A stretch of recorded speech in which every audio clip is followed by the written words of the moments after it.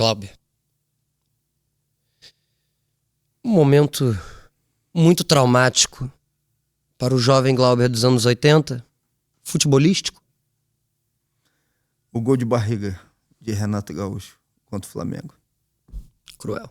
A gente acabou tocando no assunto, mas eu queria passar por esse momento também, que foi o momento da sua cassação, né? Que durou uns 4, 5 meses intensos. Foi né? mais de ano.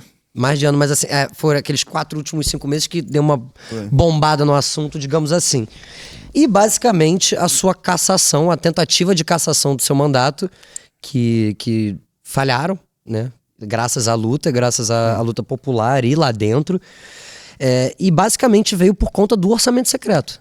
Veio na etapa final. Eu vou tentar resumir, porque essa história é um pouco longa, mas aconteceu o seguinte: Arthur Lira, presidente da Câmara, ainda no mandato anterior, ele anuncia, tem uma reunião que é do Colégio de Líderes Partidários para definir qual que vai ser a pauta da semana. E nessa reunião ele diz: nós vamos colocar em votação um projeto de entrega do controle acionário da Petrobras numa votação por maioria simples. O que é isso aí? Privatização da Petrobras sem ninguém saber o que estava rolando, do Tá dia na moda, para né? noite. Né? Ia ser desse jeito. Tá. Eu recebi essa informação, não estava na reunião, recebi. Eu falei, pô, nós temos que chamar atenção para o povo saber o que está acontecendo, para poder resistir a isso. Você imagina, do dia para noite privatiza a Petrobras, ninguém nem viu. E aí eu cheguei no plenário da Câmara e falei: Arthur Lira, você não tem vergonha? Falei isso no microfone. E aí começou então uma discussão, e eu fiz isso intencionalmente, para amplificar o que estava acontecendo. Ele naquele dia ameaçou botar a Polícia Legislativa para me tirar do plenário e já fez a ameaça. Ele disse: eu vou ficar muito feliz quando você não estiver mais aqui nesse plenário. No dia seguinte tinha uma representação do PL tentando cassar o mandato. Só que era já no ano eleitoral. E eles não tiveram tempo suficiente, porque quando termina a legislatura, esses processos são zerados. Eles não conseguiram, eu praticamente dobrei a votação, ficou mais difícil, porque como é que você vai caçar quem acabou de ser legitimado pelas urnas e no final do ano seria um espaço de tempo muito curto. Ele não teve tempo, mas aquilo ficou na cabeça dele. Ele, ao final do ano, depois disso acontecer, ele vira no microfone da Câmara e fala: deputado Glauber, eu gostaria que o senhor fosse à minha sala para a gente conversar. No microfone. E eu não fui. Só que a liderança do pessoal foi. Samia estava exercendo a liderança para a reunião do Colégio de Líderes. Porque tem que ir, a liderança tem que saber qual vai ser a pauta. E ele lá falou com o Samia. Assim, pô, Glauber vai continuar com isso? Isso que... Aí ela falou: isso o quê? Ele está cumprindo o papel dele. Além do mais, você tentou caçá-lo. Aí ele disse: mas não se reelegeu? Não se reelegeu bem? Pô, já não tá aí? Ali estava dado o recado. Meu Deus, cara, que nervoso. No meio dessa história, então, eu começo a fazer as denúncias do orçamento secreto. Mas antes disso, teve um episódio muito traumático. E o episódio mais traumático que a nossa família já passou, e muito duro até hoje, e vai ser sempre, que foi o assassinato do meu cunhado. Né? O Diego, que era um dos médicos. Irmão de Samia. Irmão de Samia. E quando não se sabia ainda quais eram as motivações do homicídio, Samia recebeu uma orientação por ter uma escolta de acompanhamento, porque se discutia ainda se as motivações tinham sido políticas. E ela, então, quem libera a continuidade da escolta é o presidente da Câmara. E ela vai conversar com o Arthur Lira sobre isso, dizendo: tem uma recomendação de manutenção da escolta. E ele vira para ela e diz o seguinte: pode contar. É chato, né, andar com escolta e tal. Eu subo no dia seguinte, no plenário da Câmara, a tribuna, e faço um discurso dizendo que tinha que liberar as galerias da Câmara para que o povo pudesse entrar. Você acredita que porque eu fiz esse discurso, ele cortou a escolta de Samia? Esse é o método. É desse jeito. E continuei a fazer as denúncias sobre o orçamento secreto. E relacionando a ele como pai do orçamento secreto. Porque ele é o presidente. E porque ele é o pai mesmo, né? Então, e aí fiz Todo isso. filho tem um pai, né? Tem. No caso, parabéns, Arthur. E aí nós estamos falando de cifras bilionárias. Sim. Né? Nós não estamos falando de milhares nem de milhões de reais. Teve o caso da cidade no Nordeste, né? Sim. Lá, Rio Largo. Rio Largo.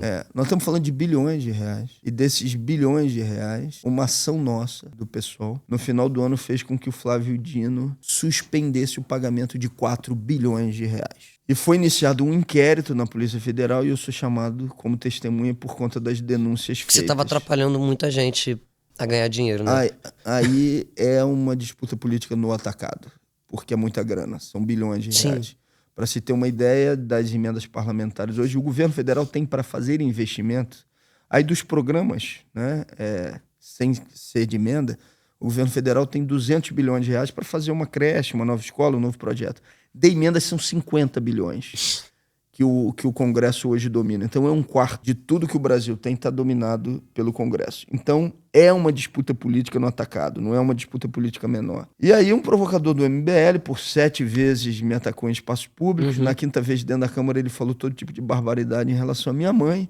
Minha mãe estava com Alzheimer avançado e eu botei ele para fora da Câmara e, de fato, dei um chute na bunda dele. Os caras pegaram aquilo e falaram... É a oportunidade. E descobri depois que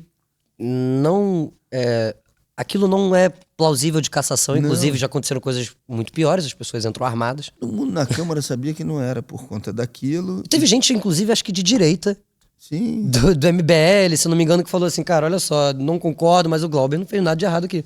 O relator do meu caso, que era o deputado Paulo Magalhães da Bahia, teve um episódio em que ele é sobrinho da Semineto e uma figura histórica importante, foi lançar um livro denunciando as falcatruas do ACM e o Paulo Magalhães, foi lá e agrediu o cara.